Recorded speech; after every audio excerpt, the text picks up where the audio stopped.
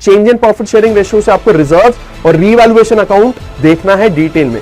और अगर हम बात करें एडमिशन की तो कैपिटल एडजस्टमेंट, बेटा आपके पास कैपिटल एडजस्टमेंट के जितने भी केसेस है ना वो रिपीट होते हैं बोर्ड में बार बार बार। आपके दिमाग में ये सवाल आना चाहिए कि 2025 क्यों नहीं करा पहले हमने, क्योंकि 2024 मतलब आपके एकदम एग्जैक्ट एक साल पहले के पेपर जनरली रिपीट नहीं होते, लेकिन उससे एक साल पहले चले जाए। जैसे अभी हम 2026 में। हेलो प्यारे बच्चों, कैसे हैं आप सब लोग? तो बच्चों यहां पे मैं आपसे एक इंपॉर्टेंट बात करने वाला हूं, वो है 24 फरवरी के बारे में। 24 फरवरी एक ऐसी डेट होने वाली है जो आपकी मेंटल स्टेट डिसाइड करेगी पूरे बोर्ड के पेपर में और आने वाले 3 महीनों में। ऐसा क्यों? क्योंकि अगर आपका अकाउंटेंसी का पेपर जो 24 फरवरी को है बढ़िया हो गया तो आपको कॉन्फिडेंस आएगा सीयूईटी के लिए भी और आने वाले बोर्ड एग्जाम्स के लिए भी, चाहे इकोनॉमिक्स की बात करें, चाहे बिजनेस स्टडीज की बात करें, चाहे इंग्लिश की बात करूं। और अगर आपका किसी वजह से अकाउंटेंसी का पेपर थोड़ा सा भी खराब हुआ तो बेटा एक चीज दिमाग में रखना, वो जो खराब पेपर है ना आपका अकाउंटेंसी का, वो आपके दिमाग में पिन की तरह चुभता रहेगा हर पेपर में। चाहे आप इकोनॉमिक्स की बात करो, बीएसटी की बात करो, इंग्लिश की बात करो या मैथमेटिक्स की, आप पेपर से पहले यही सोचोगे कि यार अकाउंटेंसी का पेपर खराब हो गया, अकाउंटेंसी का पेपर खराब हो गया। और ये आपके आने वाली परफॉर्मेंस भी खराब कर देगा सीयूईटी में, आपका ड्रीम कॉलेज भी चला जाएगा। तो बच्चों यहां पर मैं आपके लिए एक रोड मैप लेकर आया हूं अकाउंटेंसी का, जो आपने अगर फॉलो कर लिया तो आपके बहुत अच्छे मार्क्स आते हैं। इनफैक्ट आप फुल भी ला सकते हो। तो आपने अभी तक जो भी किया उससे कोई मतलब नहीं है। आपका गोल यहां पर सिर्फ ये आखिरी के 25 दिन होना चाहिए। ये 25 दिन मुझे दे दो, मेरे हिसाब से मैं गारंटी दे रहा हूं तुम्हारे बहुत बढ़िया अच्छे मार्क्स आएंगे। और इस बात की भी मैं एक दावा कर सकता हूं कि साक्षात भगवान आ जाए तब भी आपका पेपर नहीं रुकेगा, बहुत अच्छे मार्क्स आएंगे। तो यहां पर अगर हम बात करें, सिंपल सी बात, डे वाइज प्लान है मेरे पास अकाउंटेंसी का जो मैं आपको दिखाने वाला हूं। सबसे पहले तो यह समझो कि भाई आपका अकाउंटेंसी का पेपर 80 मार्क्स का होगा रिटन एग्जाम और 20 मार्क्स का होगा प्रैक्टिकल। ठीक है जी। अब आपको जो मैं प्लान बताने वाला हूं यहां पर वो 80 मार्क्स का होगा। प्रैक्टिकल्स आपके स्कूल में हो गए होंगे, अगर 1-2 स्कूल बचे हैं तो प्रैक्टिकल के ऊपर वीडियो बनी हुई है, आप वो जाकर देख सकते हो कॉमर्स अड्डा चैनल पर। ठीक है जी। यहां पर आपके जो 80 मार्क्स है उसे समझना है कि कैसे प्रिपेयर करें। आपके पास ऑलरेडी 3 बुक्स है, ये आपको पता ही है। मैं आपको बुक वाइज प्लान बता रहा हूं और उसके बाद फुल रिवीजन का भी प्लान बताऊंगा, साथ में पीवाईक्यूज कैसे सॉल्व करने हैं, कब सॉल्व करने हैं, ये भी मैं आज की वीडियो में ही आपको पूरा प्लान दूंगा। तो ध्यान से देखिए, अगर मैं डे वाइज बात करूं, डे नंबर 1 को आप क्या करोगे? आप शुरू करोगे बुक नंबर 1 पार्टनरशिप से और आपको 2 टॉपिक्स करने हैं यहां पे, फंडामेंटल ऑफ पार्टनरशिप, साथ में गुडविल। ठीक है। अगर मैं इनके इंपॉर्टेंट मार्क्स की बात करूं तो देखो 6 मार्क्स का आपका फंडामेंटल आएगा और 3 मार्क्स का आपका आएगा गुडविल चैप्टर। ठीक है। और इंपॉर्टेंट टॉपिक्स आपके पास past adjustments, guarantee of profits, average profit method of calculation of goodwill और सुपर प्रॉफिट मेथड, ये दोनों इंपॉर्टेंट है इन दोनों चैप्टर्स से। ठीक है जी। अब बच्चों एक चीज दिमाग में रखना, यहां पर मैंने वो टॉपिक्स लिखे जो आप किसी भी हालत में मिस नहीं कर सकते। अगर आप मिस कर रहे हो तो अपनी तैयारी कर रहे हो फेल होने की, तो ये टॉपिक्स आपको मिस नहीं करने। आपका पहले दिन की कहानी होगी, 2 चैप्टर्स आप करोगे। फिर अगर मैं बात करता हूं आपके दूसरे दिन की, तो आप यहां पे 2 चैप्टर्स उठाओगे, change in profit sharing ratio, साथ में एडमिशन।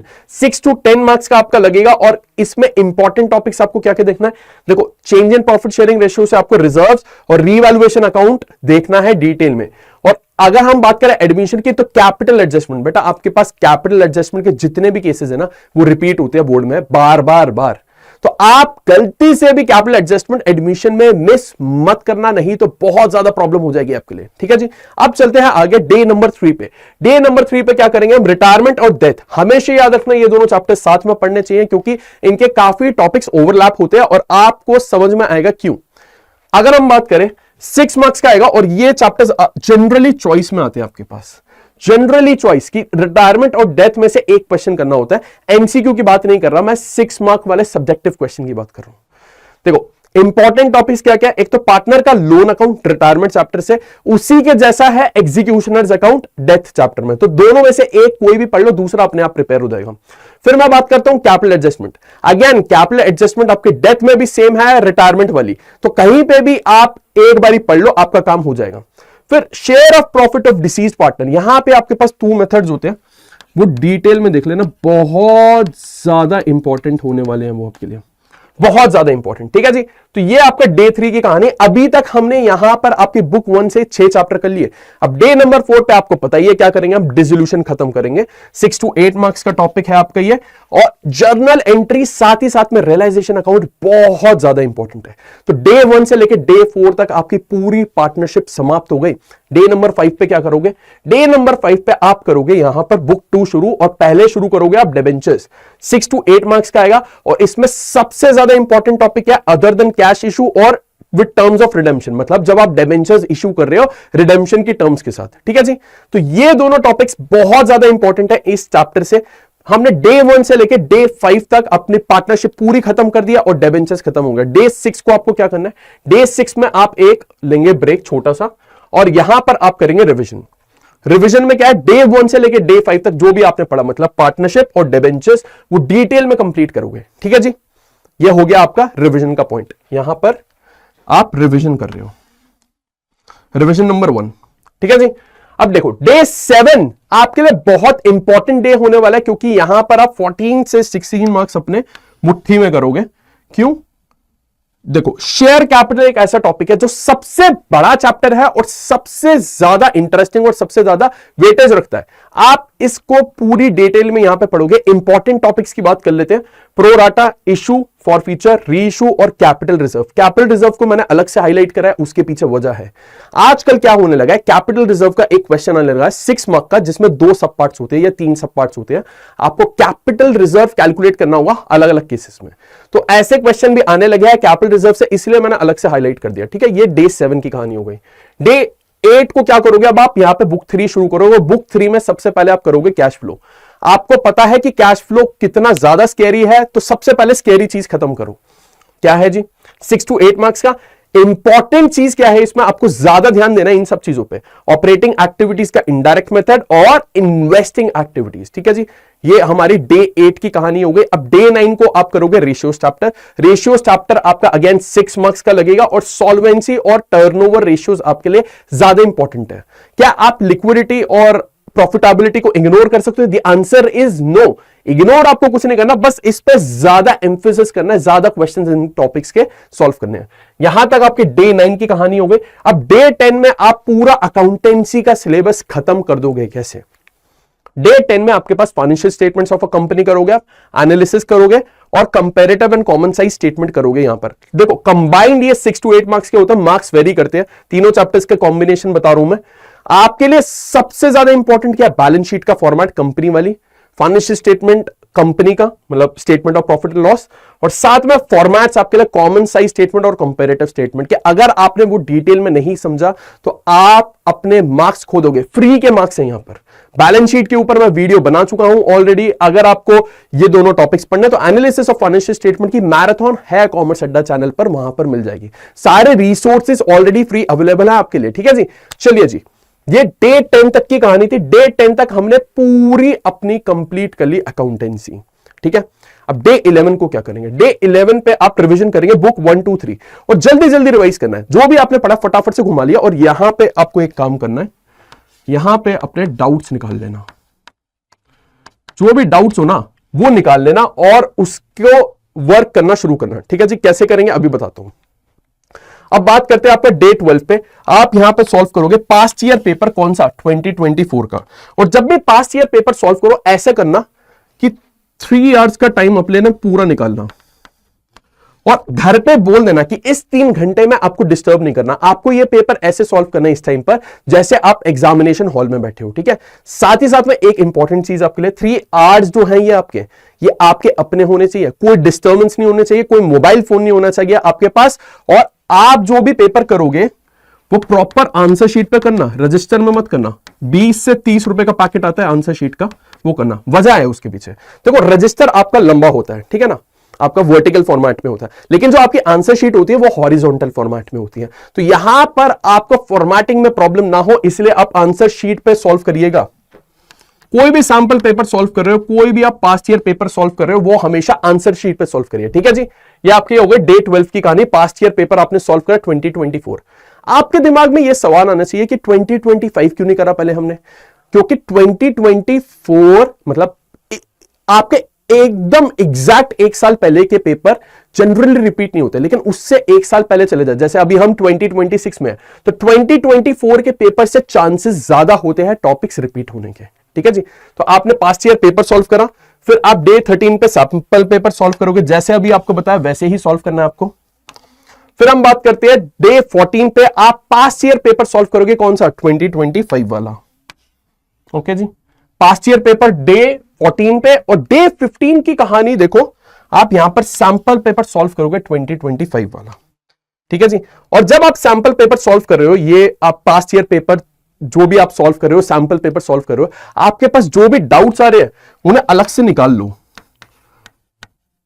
और अपने डाउट्स क्लियर कर लेना इन 4 दिन में, क्योंकि आपके पास वर्कलोड यहां पर कम है। डे 12 से लेके डे 15 तक आपके पास वर्कलोड बहुत कम है, सिर्फ 3 घंटे का काम दे रहा हूं मैं। यहां पे आपके डाउट्स क्लियर हो जाने चाहिए जो आपने डे 11 को निकाले थे। कहानी समझ आई बच्चों? तो देखो, अभी तक की कहानी बिल्कुल क्लियर हो गई। 15 दिन के अंदर आपने पूरा अकाउंटेंसी खत्म कर दिया, 4 आपने पेपर सॉल्व कर लिए, 2 सैंपल पेपर, 2 पास्ट के पेपर, और साथ ही साथ में अपने डाउट्स अपने निकालकर क्लियर कर लिए होंगे। अब डे 16 को क्या होगा? देखो, यहां पर आपके ऊपर फिजिकल एजुकेशन का प्रेशर आ सकता है, अगर आपके पास फिजिकल एजुकेशन है। तो मैं आपको, जिनके पास फिजिकल एजुकेशन है उन्हें कुछ नहीं बोल रहा। यहां पे आप, अगर आपके पास फिजिकल एजुकेशन नहीं है तो आप अपनी रिवीजन शुरू कर दो बुक वाइज। पहले क्या करो, बुक 1 कंप्लीट कर दो। अगर आपके पास फिजिकल एजुकेशन नहीं है, अगर फिजिकल एजुकेशन है तो यहां पर आप उस पर ध्यान दीजिएगा। और अगर आपके पास वही डे 17 को क्या करोगे, मैं यहां पे बुक 1 बोला मैंने, फिर आप करोगे रिवीजन बुक 2 और बुक 3। सर एक साथ करेंगे? बिल्कुल बच्चों, आप इतनी बारी पढ़ के आ रहे हो, अब जल्दी जल्दी रिवाइज कर पाओगे आप, क्योंकि आपको नजरें ही घुमानी है। ठीक है जी, यहां पर अभी भी कोई डाउट आते हैं तो आप वो डाउट्स निकालिए और उन्हें सॉल्व करिए। ओके जी, फिर आते हैं हम डे नंबर 18 पे। आपको क्या करना है, यहां पर आपका वर्कलोड अब बढ़ेगा। सैंपल पेपर सॉल्व करने 2022 और 23 के 3 आवर्स ईच, और कोशिश करिएगा यहां पर गोल आपका टाइमिंग पर हो। आपको फास्ट करना है, फास्ट, क्योंकि अकाउंटेंसी में एक सबसे बड़ी प्रॉब्लम क्या है कि कॉन्सेप्ट्स आते हैं, पेपर कंप्लीट नहीं हो पाता टाइम पे। तो यहां पर अब हम गेम करेंगे टाइमिंग का। ठीक है जी, अगेन आपको यहां पर, फिर आपका डे 19 है, ये पास्ट ईयर पेपर सॉल्व करने 2022 और 23 के। यहां पर गोल आपका टाइमिंग ही होना चाहिए, टाइमिंग फास्ट करनी है आपको। ठीक है जी, इसलिए आपको 2-2 पेपर एक दिन में सॉल्व करवा रहा हूं, क्योंकि यहां पे सारा खेल अब टाइमिंग का आ गया। ओके जी, अब देखो डे 20 से लेके मैं 20, 21, 22, यहां पर आपको क्या करना है, देखो डे 20, 21 और 22, यहां पे आपको क्या करना है, फुल रिवीजन करो एक बारी और, बुक वाइज कर लो। अगर आप डे 20 की बात करो, यहां पे बुक 1 कर लो रिवाइज, और यहां पर अब एक ऐसा पॉइंट आ जाना चाहिए आपकी जिंदगी में जहां पर आपको डाउट्स बहुत कम आ रहे हैं। अब आप यहां पे सारा खेल टाइम का खेल रहे हो कि टाइम कितना कम लग रहा है आपको क्वेश्चन सॉल्व करने में। यहां पे आपका गेम है ना, छोटे मोटे डाउट्स, पेटी डाउट्स लिख देता हूं, छोटे मोटे डाउट्स मतलब, और यहां पर मेन गेम है आपका टाइमिंग का, कि कितनी जल्दी आप क्वेश्चन सॉल्व कर पा रहे हो बुक 1 से, यहां पे मैंने बोला बुक 2 से, और बुक 3 से।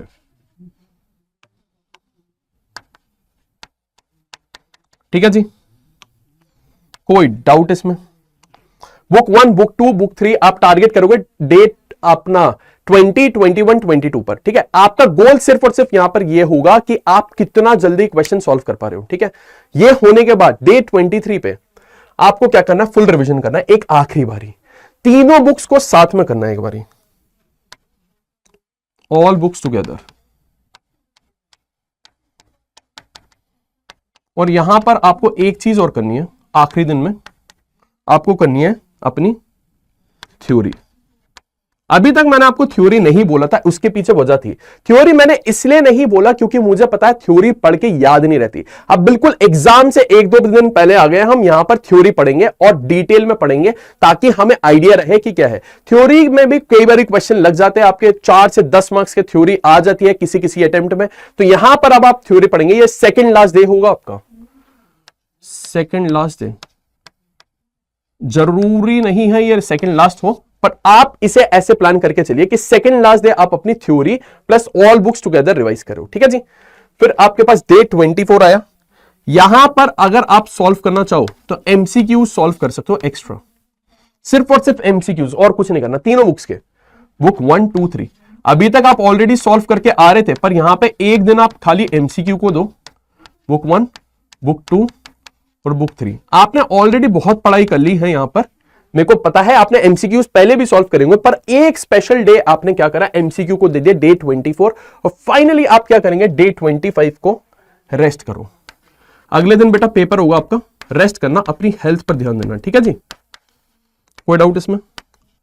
तो डे 25 तक का आपका प्लान तैयार है, इस प्लान को फॉलो कर लेना, बहुत अच्छे मार्क्स आएंगे। देखो, और अब आपको मैं बताता हूं फटाफट से कितने क्वेश्चंस कैसे आएंगे। तो आपके पास टोटल 34 क्वेश्चंस आएंगे, 20 एमसीक्यूज, 6 मार्क, 3 मार्क वाले क्वेश्चन 6 क्वेश्चंस, 6 मार्क वाले 5 क्वेश्चंस और 4 मार्क वाले 3 क्वेश्चंस। आपके सामने बाइफर्केशन गिवन है। देखो, आपको बुक 1 में और बुक 2 आपकी कंपलसरी होगी, पार्ट ए में होगा, पार्ट बी और पार्ट सी में चॉइस होगी, कंप्यूटराइज भी ले सकते हो, एनालिसिस भी ले सकते हो, जो आपका मन करे वो। और आपको क्या क्या करना है वो चीज ध्यान रखना भाई, प्रैक्टिस करनी है अब आपको, सिर्फ और सिर्फ प्रैक्टिस। साथ ही साथ में आपको क्या करना है, आपको रिवीजन फुल फ्लेज करनी है, ठीक है जी।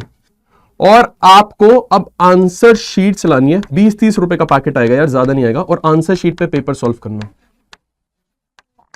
ठीक है। ये तीनों चीजें आपको करनी है। क्या क्या नहीं करना भाई, कैलकुलेटर बिल्कुल मत यूज करना, मैं बता रहा हूं, कैलकुलेटर यूज करा तो फेल होने की तैयारी कर रहे हो, इतनी बड़ी बात बोल दी मैंने। कैलकुलेटर आपको यूज नहीं करना, आपको कुछ भी हो जाए, आपको फॉर्मेट्स को मिस नहीं करना, फॉर्मेट्स को आपको किसी भी तरह के मिस नहीं करना, सारे फॉर्मेट्स प्रॉपर्ली बनाना, चाहे लेजर का हो चाहे जर्नल का हो। और जर्नल की अगर हम बात कर रहे हैं तो जर्नल में आपको साथ ही साथ में नरेशन भी लिखनी है। ये सारी चीजें आपको फॉलो करनी है अपने अकाउंटेंसी के पेपर के लिए। तो डूज बता दिए मैंने, डोंट्स बता दिए। अब आपको कोई भी डाउट आता है यार, तो आप मुझे रीच आउट कर सकते हो, कहां पर, टेलीग्राम पर रीच आउट कर सकते हो। अभी बताता हूं मैं आपके सामने, ये मैंने सेक्शन वाइज क्वेश्चन का पैटर्न बता दिया कि सेक्शन ए से कितने क्वेश्चंस आते हैं एमसीक्यू के, 3 मार्क, 4 मार्क, 6 मार्क, और सेक्शन बी सी से आप इसका स्क्रीनशॉट ले सकते हैं। और कोई भी आपको डाउट है तो आप मुझे टेलीग्राम पर कनेक्ट कर सकते हैं, ये रहा आपके सामने क्यूआर कोड, ठीक है जी। मैं आपकी हेल्प करने के लिए बिल्कुल तैयार हूं, किसी भी टाइम आप मुझे मैसेज कर सकते हैं, मैं आपको हेल्प करूंगा, ठीक है जी बच्चों। तो थैंक यू सो मच मेरे साथ जुड़ने के लिए। आई होप आपके लिए वीडियो हेल्पफुल रही। कमेंट में मुझे जरूर बताना कि ये कितनी हेल्पफुल रही आपके लिए, ठीक है जी। Thank you, bye bye.